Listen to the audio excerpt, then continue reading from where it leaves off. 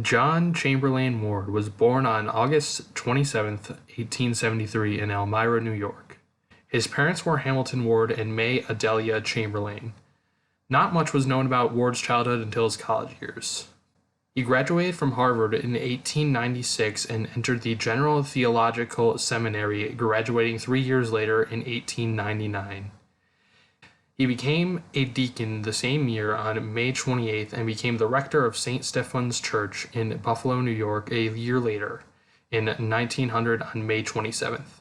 His position was moved to Grace Church in Buffalo in 1902.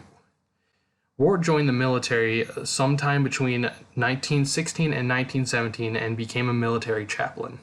Initially, he was part of the 74th Infantry of the National Guard, placed on the U.S.-Mexico border.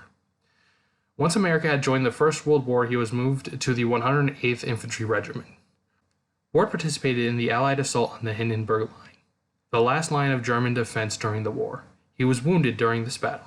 He received the American Distinguished Service Cross, the British Military Cross, and the French Military Cross, as well as a Purple Heart. After his time in the military, he returned to Grace Church until 1921. Less than a year after his return, he was elected the second Bishop of Erie. The position was consecrated on September 22nd. He held the position until 1943 when he retired. Always the Patriot, Ward attempted to rejoin military service that year, but was rejected due to his age, being 69 years old. For the remainder of his life, he lived at the Buffalo Club. Ward passed away on February 15, 1949. He is buried in Forest Hill Cemetery, Belmont, Allegheny County, New York.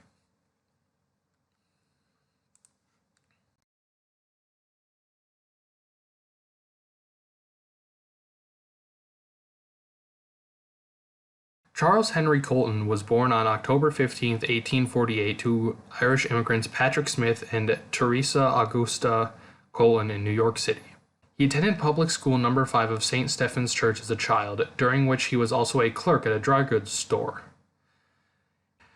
He entered St. Francis Xavier's College in 1869, graduating 4 years later in 1873 before moving on to St. Joseph's Seminary in Troy, New York. Colton was ordained a priest on June 10, 1876, and took the role of curator under Reverend Edward McGlynn at St. Stephen's.